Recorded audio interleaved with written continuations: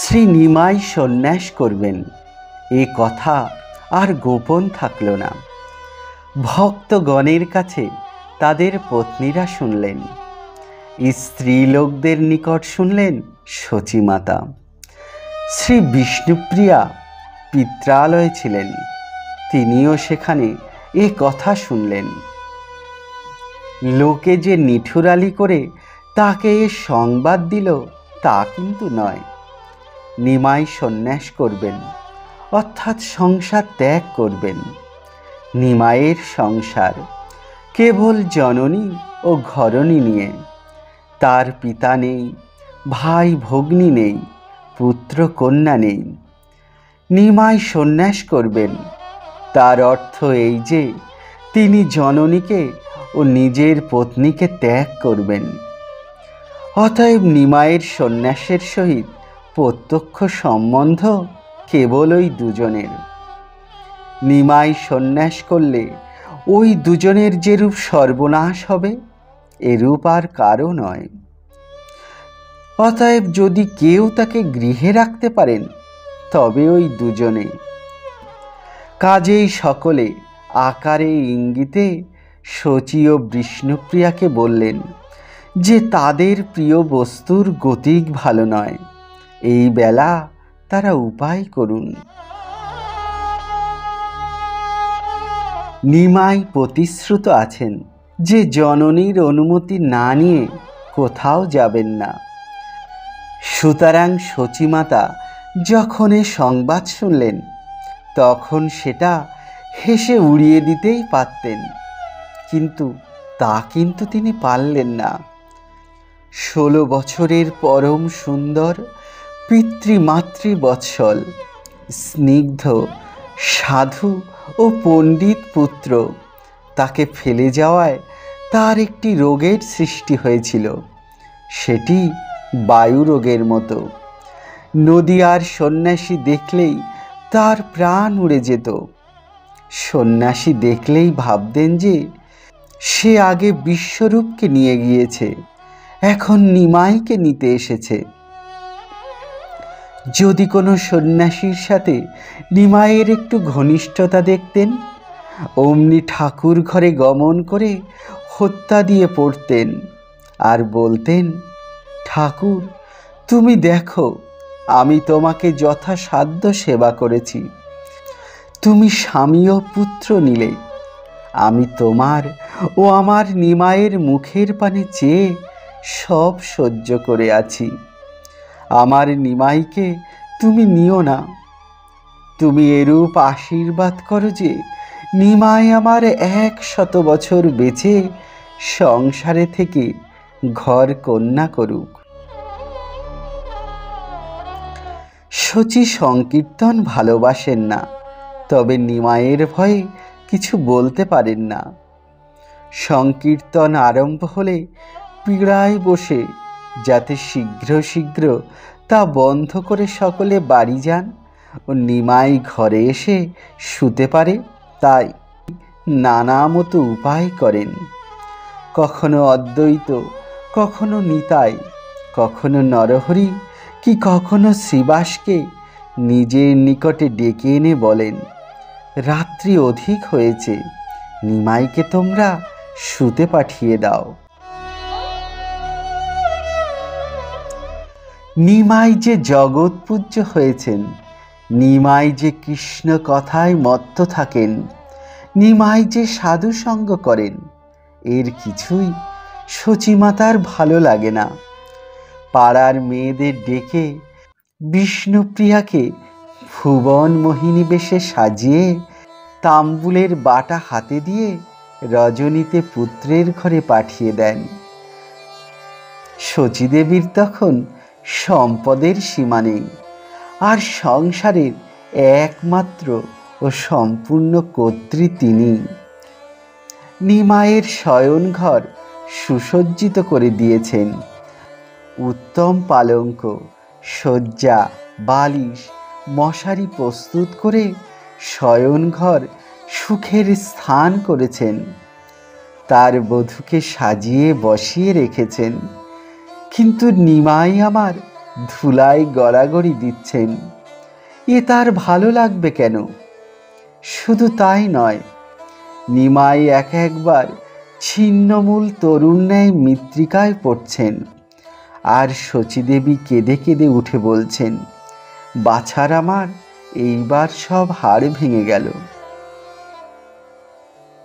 সাংসারিক সুখে কিছুতেই নিমাইয়ের লোভ জন্মাতে পারলেন না দেখে শচীমাতার ব্যাকুলতা ক্রমেই বাড়তে লাগল। দিবানিশি মনে ভয় যে পুত্র চলে যাবে। রাত্রিতে স্বপ্নে নিমাই বলে কেঁদে ওঠেন, আর দিবানিশির মধ্যে এক মুহূর্ত স্বস্তি পান না।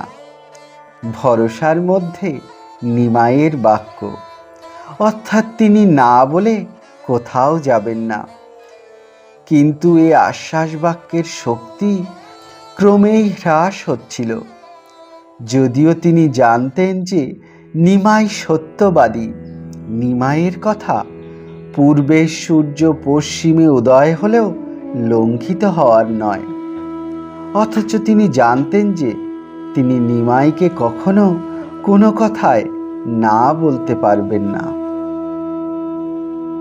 শচী অর্ধ ক্ষিপ্তের ন্যায় হলেন। যারা নিজজন তিনি প্রথমে তাদের জিজ্ঞাসা করতে লাগলেন। নিমাই সন্ন্যাস করবে অবশ্য এ কথা মুখে আনতে পারেন না। ঠারে ঠোরে জিজ্ঞাসা করেন, তুমি শুনেছ নিমাই নাকি কি করবে? সে কি আমারে অকুলে ভাসিয়ে পালাবে? তারা বলেন যে তিনি ওর কাছে জিজ্ঞাসা না করে নিজের পুত্রকেই জিজ্ঞাসা করুন। তিনি ইচ্ছা করলেই মাতৃবৎসল আজ্ঞাকারী পুত্রকে অবশ্য রাখতে পারবেন। শচীমাতা এই পরামর্শ গ্রহণ করলেন। পুত্রকে একটু বিরলে পেয়ে তার নিকটে গমন করলেন। নিকটে বসে পুত্রের হাত ধরে তার বদন নিরীক্ষণ করতে লাগলেন। শচীদেবীর বয়স তখন অন্তত ৬৭ বছর। তারপর ৮টি কন্যার শোক পেয়েছেন। তার ওপরে বিশ্বরূপের সন্ন্যাসজনিত বিষম বিয়োগ সয়েছেন এবং শেষে দেবতুল্য পতিকে হারিয়েছেন। চিরদিন দুঃখের বোঝা বয়ে বয়ে তার মেরুদণ্ড ভগ্ন হয় তিনি কুব্জা হয়ে গিয়েছেন। তারপরে যে অবধি নিমাই কৃষ্ণ বিরহে অভিভূত হয়েছেন, সেই অবধি চিন্তায় চিন্তায় আর কেঁদে কেঁদে আরো ক্ষীণ হয়ে পড়েছেন। পুত্রের মুখপানে নিরীক্ষণ করতে লাগলেন। অনেকক্ষণ কিছু বলতে পারলেন না। তারপরে বললেন, নিমাই, কি শুনছি যে? দেখুন, আগে আমরা নিমাইয়ের সাহসকে প্রশংসা করেছি, জেনেছি যে তার অসীম সাহস। কিন্তু এ সময় নিমাই জননীর বদন, তার দিনহীন বেশ, এলোথেলো কেশ, জীর্ণ শীর্ণ দেহ, চির দুঃখিনীর মুখ দেখে মস্তক হেঁট করলেন। শ্রী ভগবানের সাহস সেই মুহূর্তে পালিয়ে গেল।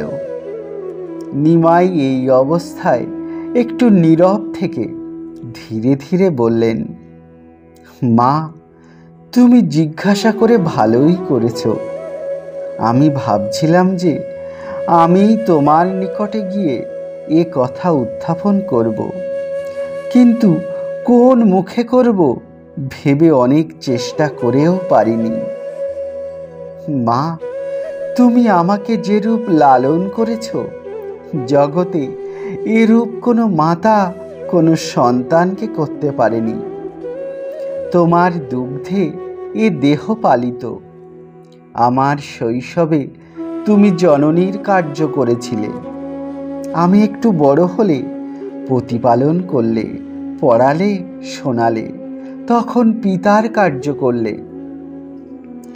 এখন তুমি অতি বৃদ্ধ হয়েছ, তুমি শোকের উপর শোক পেয়ে জড়ো জড়ো। আমি তোমার একমাত্র পুত্র। এখন আমার কর্তব্য কার্য তোমাকে পালন করা, নিজের প্রাণ দিয়ে তোমার সেবা করা, না মা? শচী পুত্রের মুখের পানে এক দৃষ্টে চেয়ে রইলেন। কোনো উত্তর করতে পারলেন না বা করলেন না। শচী দেবী যদি কোনো উত্তর না করলেন, তখন নিমাই আবার বললেন, মা, লোকের শুভক্ষণে সন্তান জন্মে, অশুভক্ষণেও সন্তান জন্মে।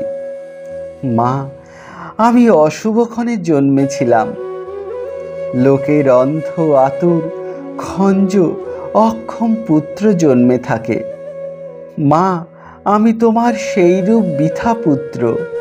আমার দ্বারা তোমার প্রতিপালন হলো না। নিমাইয়ের আয়ত নয়ন দুটি জলে পুড়ে যাচ্ছে, কিন্তু সেটা অতি কষ্টে সম্বরণ করবার চেষ্টা করছেন। তবে শচীমাতার নয়নে জল নেই, মুখ শুকিয়ে গিয়েছে। এক দৃষ্টে পুত্রের মুখ দেখছেন, যেন পুত্রকে হারাবেন জেনে জন্মের মতো প্রাণ ভরে দেখে নিচ্ছেন। নিমাই বলছেন, এ জন্মে আমার দ্বারা তোমার ঋণ শোধ হলো না, আর কোটি জন্ম চেষ্টা করলেও শোধ করতে পারবো না। তবে মা, তুমি তো সদাশয়া, তোমার নিজ গুণে আমার এই ঋণ শোধ করে নেবে। আমি তোমাকে বলেছিলাম, তোমাকে না বলে কিছুই করব না। এখন মা, আমাকে খালাস দাও। আমি সন্ন্যাসী হয়ে কৃষ্ণ অন্বেষণে বৃন্দাবন যাব। আমার হিত চেষ্টাই তো তোমার জীবনের একমাত্র উদ্দেশ্য। আমার সুখ ও মঙ্গল হবে, এই ভেবে তুমি আমাকে স্বচ্ছন্দ মনে অনুমতি দাও।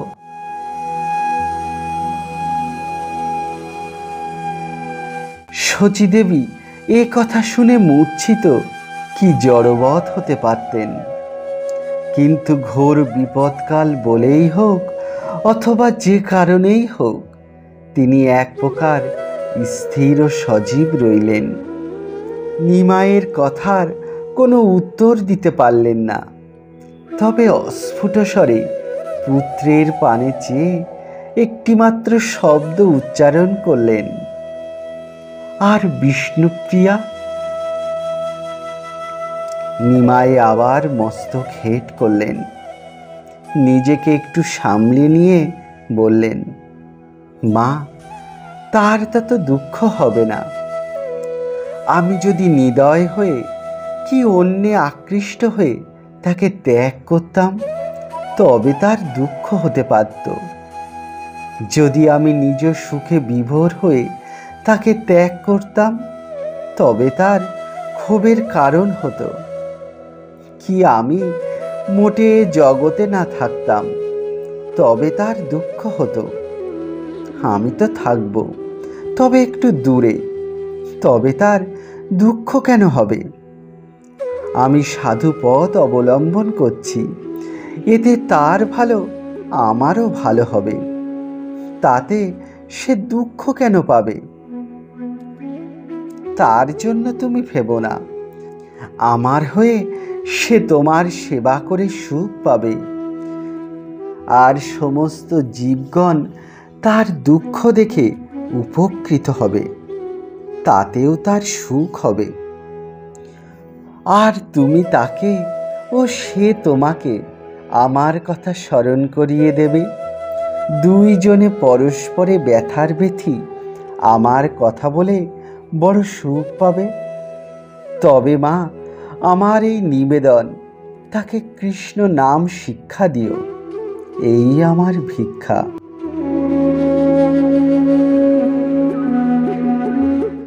শচী দেবী বললেন, নিমাই, আমার বড় সাধ ছিল যে তুমি নদের মাঝে বড় পণ্ডিত হও, তোমার পদ মর্যাদা ও ধন হোক, আমার পুত্র বধূ হোক, তোমার সন্তান হোক, আর আমি সেসব নিয়ে নদিয়ায় বসতি করি, আর তুমি 100 বছর বেঁচে থাকো। সেসব সাধে বুঝি ছাই পড়ল। পুত্র বধূ হয়েছে, ধন ও মর্যাদা হয়েছে, কিন্তু সেসব আমার দুঃখের কারণ হলো। নিমাই, তুই পথে হাঁটবি কি রূপে? তুই যখন হাঁটিস তখন পাবে যেন রক্ত পড়ে। তাও যাক নিমাই, তুই কি এখন লোকের দরে দরে ভিক্ষা করবি? বৈরাগী হয়ে দাঁড়ে দাঁড়াবি, তোকে মুষ্টি ভিক্ষা দেবে, অমনি আর একবারই যাবি? নিমাই, তোকে রেঁধে কে দেবে? আর যদিও বা আমার উপরে কেউ দয়া করে তোকে রেঁধে দেয়, তবে তোকে যত্ন করে বসিয়ে কে খাওয়াবে? আমি তোর খাওয়ার সময় সামনে বসে কত ছল করে তোর অচৈতন্য ভাঙিয়ে তোকে মাথার দিব্যি দিয়ে দুটো খাওয়াই, তার তোকে কে করবে? নিমাই, এই যে আমি এসব বলছি, এখনই মনে হলো এমন নয়। এসব আমি পূর্বে অনেকবার ভেবেছি। তুমি যে যাবে, আমার প্রাণ কেঁদে কেঁদে আমাকে বলতো। আমি ভাবতাম যে আমার এ সুখ সম্পদ থাকবে না। আমি কি এমন ভাগ্য করেছি যে তোমার ন্যায় পুত্র আমার ঘরে থাকবে? নিমাই, তুমি আমাকে ও বৌমাকে কৃষ্ণ সেবা করতে বলছো। তিনি আমার মাথার উপর, কিন্তু নিমাই, আমরা তোমার ভজন করে থাকি, কৃষ্ণের ভজন করতে পারি না। এতে কি তিনি আমাদের উপর ক্রোধ করবেন? যদি করেন, আমরা মেয়ে মানুষ, আমরা কি রূপে তাকে সন্তোষ করব? সচিমাতা একটু চুপ করলেন, তারপর আবার বলছেন, নিমাই, আমার নিকট অনুমতি চাইছ, ভালো। আমার দুঃখ আমি অনায়াসে সইব, যদিও তোমাকে তিলমাত্র না দেখলে মরি। তবু তোমার সুখের জন্য আমি না হয় যে কটা দিন বাঁচব আরও দুঃখ পাব।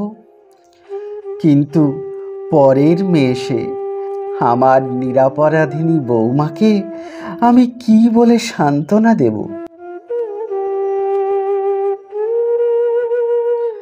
শ্রী ভগবান ক্রমেই মস্তক অবনত করছেন। যেমন অপরাধী বিচারকের ভয়ে অগ্রে করজোড়ে থাকে, শ্রী ভগবান সেইরূপ শচীর অগ্রে করজোড়ে অপরাধীর ন্যায় দীনভাবে বসে। শচী মাতার কথা যত শুনছেন, তিনি ততই মাথা হেঁট করছেন। শচীদেবী একটু চুপ করে থেকে আবার বলছেন, নিমাই, তুমি যে কি ধর্ম পালন করবে আমি স্ত্রীলোক বুঝতে পারি না। তোমার সর্বজীবে দয়া দেখতে পাই, কেবল জনা কয়েকজন ছাড়া। আমি বিষ্ণুপ্রিয়া ও তোমার প্রিয় ভক্তগণ। তুমি সন্ন্যাস করলেই এরা সকলেই মরবে, তাহলে তোমার কি ধর্ম হবে? তবে কি যে তোমার যত নিজজন হবে তুমি তার প্রতি তত নিঠুরালি করবে? এই কি তোমার বিচার? এ হেন কোমল পায় কেমনে হাঁটিবে, ক্ষুধায় তৃষ্ণায় অন্ন কাহারে মাগিবে? ননির পুতলি তনু রৌদ্রেতে মিলায়, কেমনে সহিবে ইহা এ দুঃখিনী মায়? সর্বজীবে দয়া তোর মোরে অকরুণ, না জানি কি লাগি মোরে বিধাতা দারুণ। আগেতে মরিব আমি, পাছে বিষ্ণুপ্রিয়া, মরিবে ভক্ত সব বুক বিদুরিয়া।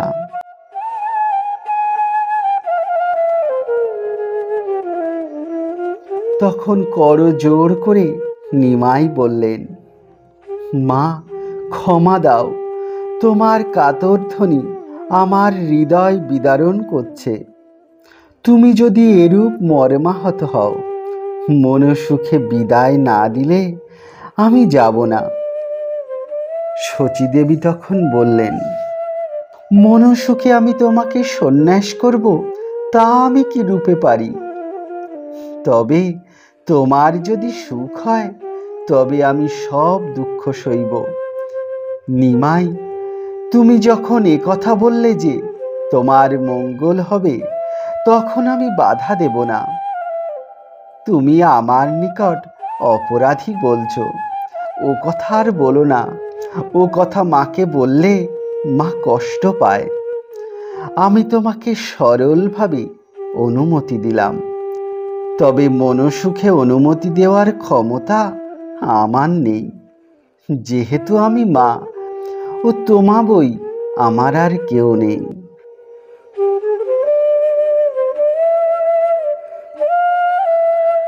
শচীমাতা অনুমতি দিবা মাত্র তার হৃদয়ে দুঃখের তরঙ্গ উঠতে লাগলো।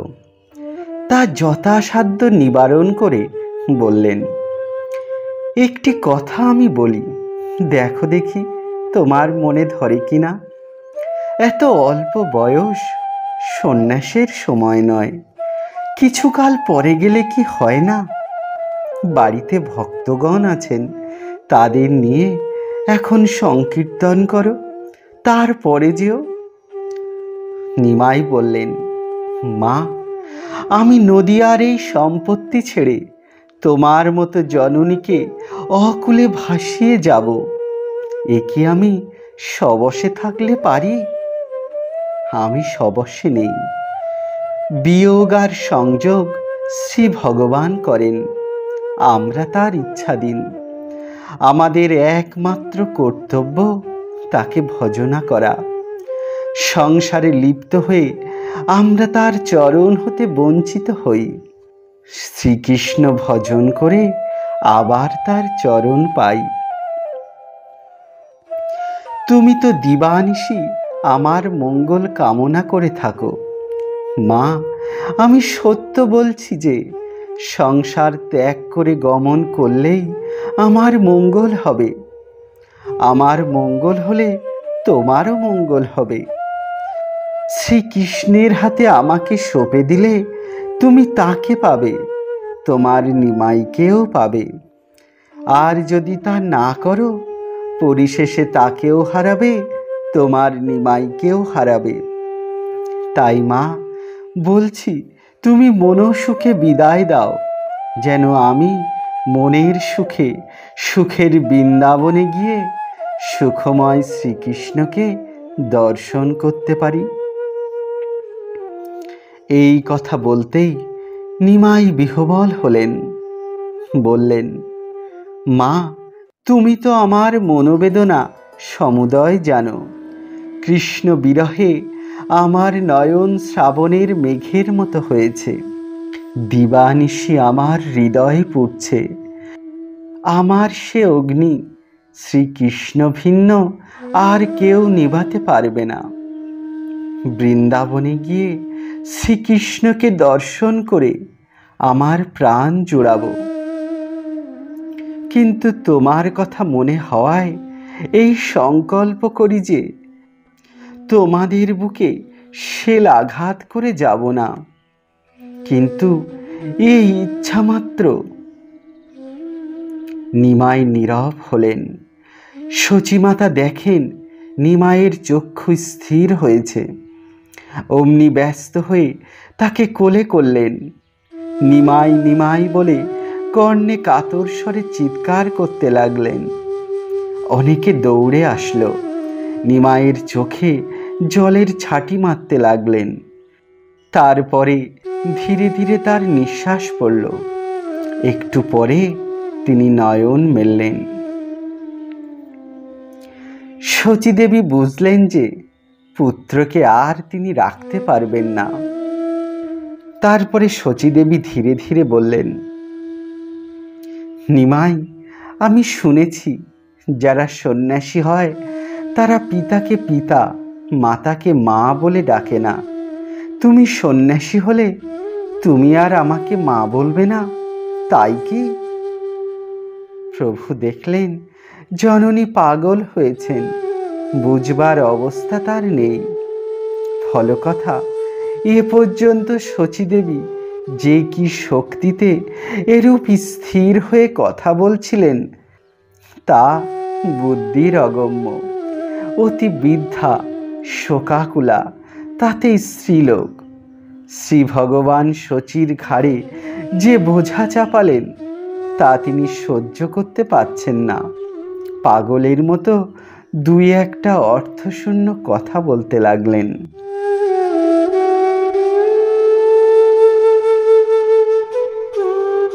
শ্রী ভগবানের তখন একটি কাজ বাকি আছে। শচী বিদায় দিয়েছেন বটে, কিন্তু মনসুখে নয়। তার মনসুখে বিদায় নিতে হবে। কিন্তু শ্রী ভগবান দেখলেন শচী আর দুঃখের বোঝা বইতে পারেন না। যা চাপিয়েছেন তাই অধিক হয়েছে। তখন তাড়াতাড়ি শচী মাতাকে জ্ঞান দিলেন। শচীদেবী তখন দেখছেন যে ব্রহ্মাণ্ডে যত জীব আছে তাদের সকলের প্রাণ শ্রী ভগবান। সেই শ্রী ভগবানের সাথে সমস্ত জীবের গাঢ় সম্বন্ধ। তাদের মঙ্গলের জন্য শ্রী ভগবান স্বয়ং আগমন করে সন্ন্যাসী হবেন, হয়ে জীবের দ্বারে দ্বারে হরিনাম বিতরণ রূপ অভয় প্রদান করবেন। শচীদেবী ভাবছেন, এ অতি শুভ কথা। আমি তিন লোকের মধ্যে সর্বাপেক্ষা ভাগ্যবতী যে শ্রী ভগবান আমার উদরে জন্ম নিয়েছেন। এখন সেই শ্রী ভগবান জীবের পক্ষে যা সর্বাপেক্ষা শুভকর্ম তাই করতে যাচ্ছেন। এতে বাধা দিতে আমার দুর্বুদ্ধি কেন হলো? তার তো এ কর্মে বাধা দেওয়া উচিত নয়, বরং গাঢ় আনন্দ প্রকাশ করা কর্তব্য। এই ভেবে তিনি বলছেন, বাপ নিমাই, তুমি কে তা আমি জেনেছি। আমি তোমার মা নই, তুমি আমার পুত্র নও।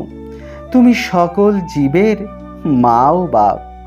তুমি কৃপা করে আমার গর্ভে জন্ম নিয়েছ। যতদিন মনসুখে আমার বাড়ি পবিত্র করেছ সেই আমার পক্ষে যথেষ্ট। তুমি এখন মনসুখে তোমার অতি প্রিয় যে জীব তাদের মঙ্গলের জন্য সন্ন্যাস করবে, এ বড় সুখের কথা। তুমি কৃপা করে আমার সম্মান বাড়াবার জন্য আমার কাছে অনুমতি চাইছ।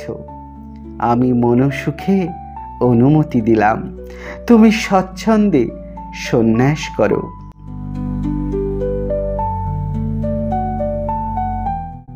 যখন শচীদেবী এই কথা বলছেন তখন আহ্লাদে ডগমগ হয়ে গলে গলে পড়ছেন।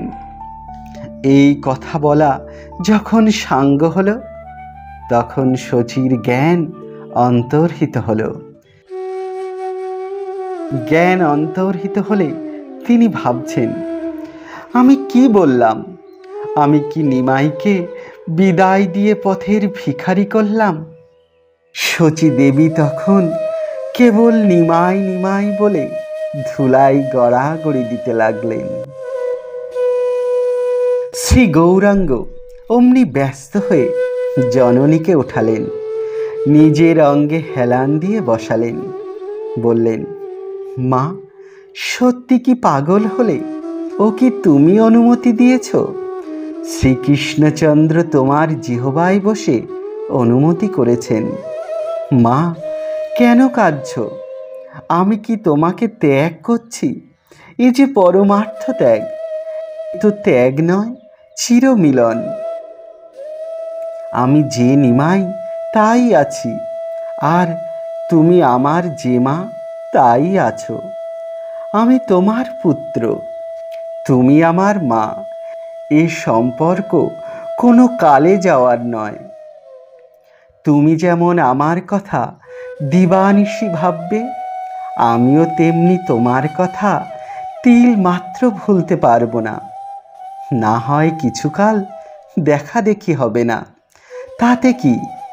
ভালোবাসা নষ্ট হলেই দুঃখ, তা কোনো যুগে হবে না। মনে ভাবো, আমি যেন ধন উপার্জনের জন্য বিদেশে যাচ্ছি। অন্যের পুত্র বৃথা ধন এনে জননীকে দেয়, আমি তোমাকে অক্ষয় অব্যয় পরম ধন এনে দেব। মা, শান্ত হও। তোমার মলিন মুখ আমি কিরূপে দেখি, তাহলে আমি কিরূপে যাব? তুমি বললে আমি সকলের উপর করুণ, কেবল তোমাদের উপর নিদয়। মা, শ্রী ভগবান যে তার নিজজন তার প্রতি অত্যাচার করে থাকেন, কারণ তিনি জানেন যে তার প্রিয় ভক্তই তা সহ্য করে, অন্য কেউ তা পারে না। সন্তানেও জননীর প্রতি অত্যাচার করে থাকে, কারণ সে জানে যে জননী তা সইবেন। যেখানে গাঢ় স্নেহ, সেখানে পদে পদে এরূপ নিঠুরালি হয়ে থাকে। মা, আমার অত্যাচার তুমি ব্যতীত অন্যে সইবে কেন? এই বলতে বলতে জননীর গলা ধরলেন, ধরে রোদন করতে লাগলেন। মা, আমি সবশে থাকলে কি তোমার মতো জননীকে এই বৃদ্ধকালে ফেলে যেতে পারি? আমি যাব না, থাকব। এই রূপ কত প্রকারে মনকে বুঝিয়েছি, কিন্তু এ কথা উদয় হওয়া মাত্র আমার হৃদয় বিদারিত হয়ে যায়। তাই তো মা, আমি আর থাকতে পারলাম না। সংসারের সুখভোগ আমার কপালে নেই। তাই বলে তুমি ক্ষোভ করো না। সংসারের সুখ মিছা, আর প্রকৃত যে সুখ, আমি তার জন্যই সংসার ত্যাগ করছি। তখন সচিমাতা আঁচল দিয়ে নিমাইয়ের নয়ন জল মোছাতে লাগলেন আর বললেন, বাপ, যদি তুমি যাবে তবে বিশ্বরূপের মতো নিঠুরালি করো না। আমার চাঁদ, এই কথাটি অন্তত রেখো। আমাকে মাঝে মাঝে দেখা দিও, আর আমাকে সর্বদা তোমার সংবাদ দিও। শ্রীনিমাই বলছেন, মা, সে কি? এ বুদ্ধি তোমাকে কে দিল যে আমি তোমাকে ফেলে যাব আর আসব না, আর তোমাকে একেবারে ভুলে থাকব? মা, তা আমি পারবো কেন? আমার সন্ন্যাসী হওয়া শ্রীকৃষ্ণ ভজনের একটি উপলক্ষ মাত্র। সন্ন্যাসী হলাম বলে তোমার চরণে অপরাধ করব না। যে সন্ন্যাসে তোমার সাথে সম্পর্ক লোভ হয়, সে সন্ন্যাসের মুখে ছাই। তুমি যা বলো তাই করব, যেখানে থাকতে বলো সেখানেই থাকব। শচীদেবী নিমাইয়ের মুখের পানে চেয়ে বললেন, বাপ, তুমি যখন অন্য বাড়ি যাও তখন অস্থির হয়ে দ্বারে বসে থাকি। সেই তুমি বৃন্দাবনে যাবে, তাহলে বোধহয় আমার প্রাণ বাহির হয়ে যাবে। দেখিস নিমাই, জননীবধের ভাগী হোস না, তাহলে লোকে বড় তোকে নিন্দা করবে। নিমাই তখন ধীরে ধীরে বলছেন, মা, তোমাকে একটি গোপনীয় কথা বলি। আমার বিরহে তুমি কি আমার নিজজন, কেউ প্রাণে মরবে না। তুমি কি তোমার দুঃখিনী বধূ, কি ভক্তগণ! যিনি অনুরাগে শ্রীকৃষ্ণ ভজন করবেন তিনিই আমাকে দেখতে পাবেন। আর মাতা, আরও বলি, যখন আমার বিরহে তুমি বড় ব্যাকুল হবে তখনই তুমি আমার দর্শন পাবে। মা, তুমি ভাবছ আমি তোমাকে ভুলে যাব। আমার আবার পাছে ভয় হয় তোমরা না আমাকে ভুলে যাও। আমার প্রতি তোমার যে গাঢ় ভালোবাসা তা যাতে কিঞ্চিত শিথিল না হয় তাই তোমার বধূকে তোমার কাছে রেখে গেলাম। উভয়ে উভয়কে আমার কথা স্মরণ করিয়ে দেবে।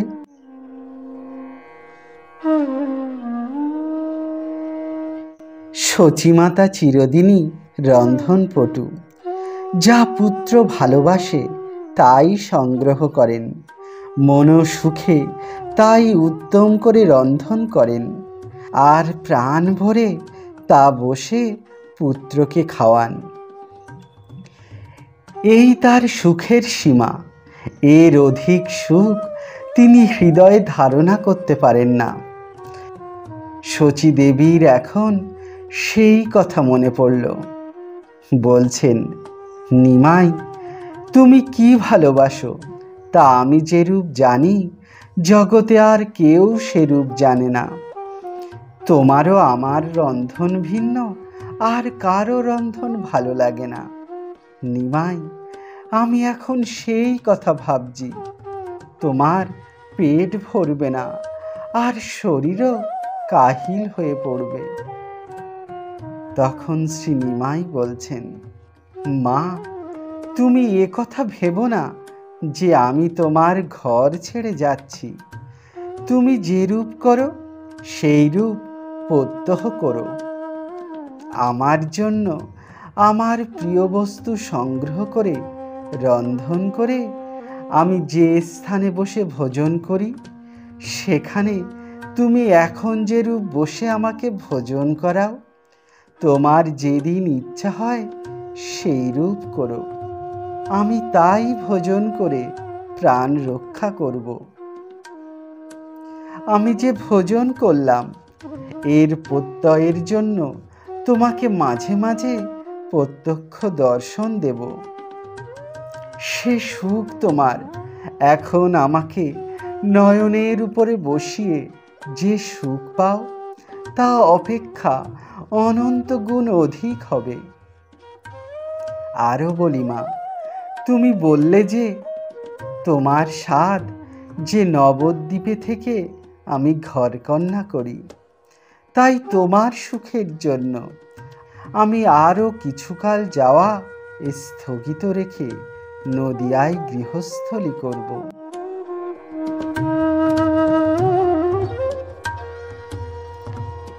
শ্রী নিমাইয়ের এই সময়কার লীলা অনেক ভক্তগণ আলোচনা করতে পারেন না, করতে তাদের হৃদয় বিদীর্ণ হয়ে যায়।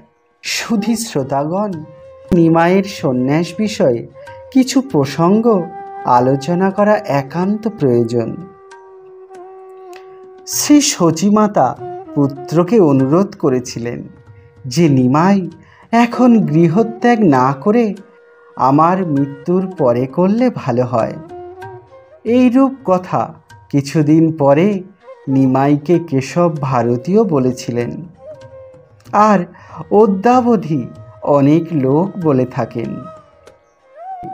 যারা বিজ্ঞ, জ্ঞানবান ও অন্যের কার্যপ্রণালী বিচার করতে অত্যন্ত পটু হিসাবে মনে করেন নিজেকে, তারা বলে থাকেন শ্রী গৌরাঙ্গ বৃদ্ধ জননীকে ত্যাগ করে ভালো করেননি। আবার কেউ কেউ একথাও বলেন, যদি তিনি গৃহত্যাগী করবেন তবে বিবাহ কেন করলেন? আসলে সন্ন্যাস আশ্রম সৃষ্টি করবার একটি প্রধান উদ্দেশ্য জীবকে সংসারের অনিত্যতার উপদেশ দেওয়া আর পরকালের প্রতি দৃষ্টি করতে উত্তেজিত করা। মহাজনের সন্ন্যাস ধর্ম অবলম্বন করে দেখিয়ে থাকেন যে জীবগণ যে সুখকে সুখ বলে তা তাদের ন্যায় মহাজনগণ পা দিয়ে ফেলে দিয়ে থাকেন। সন্ন্যাসীর স্ত্রীর মুখ দেখতে নেই, সন্ন্যাসীর উদর পূর্তি করে অন্ন সেবা করতে নেই, সন্ন্যাসীর ব্যঞ্জন কি অন্যের অন্য উপকরণ ব্যবহার করতে নেই, তাদের শীতের জন্য গায়ে অন্যের পরিত্যক্ত ছেঁড়া বস্ত্র এবং লজ্জা নিবারণের জন্য কৌপিন পরিধান করবার অধিকার আছে মাত্র। তাই সন্ন্যাস আশ্রমের আর এক উদ্দেশ্য হল জীবগণের নিকট শ্রদ্ধা আহরণ করা। যে ব্যক্তি পরমার্থের নিমিত্ত স্বার্থ ত্যাগ করেন তাকে লোকে সহজেই ভক্তি করে ও তার উপদেশ মান্য করে। শ্রী ভগবান এই রূপে সন্ন্যাসী হয়ে জীবকে শিক্ষা দেবেন। তিনি তার সুখ বিসর্জন দিয়ে জীবের হৃদয় দ্রবীভূত করবেন। সুতরাং তিনি এরূপ অদ্ভুত ত্যাগ স্বীকার করলেন যে সামান্য জীবে তা কখনোই করতে পারে না। তিনি ৬৭ বছর বয়স্কা শোকাকুলা জননী সচিমাতাকে ও ১৪ বর্ষীয়া ভার্যা বিষ্ণুপ্রিয়া এই দুজনকে ফেলে চললেন। আর সমস্ত গৌড় ও পরে সমস্ত ভারতবর্ষ হাহাকার করে উঠল। যদি তিনি সচিমাতার মৃত্যুর পরবর্তীকালে গমন করতেন ও আদৌ বিবাহ না করতেন, তাহলে লোকে তার সন্ন্যাসী কাঁদবে কেন? জয় নিতাই।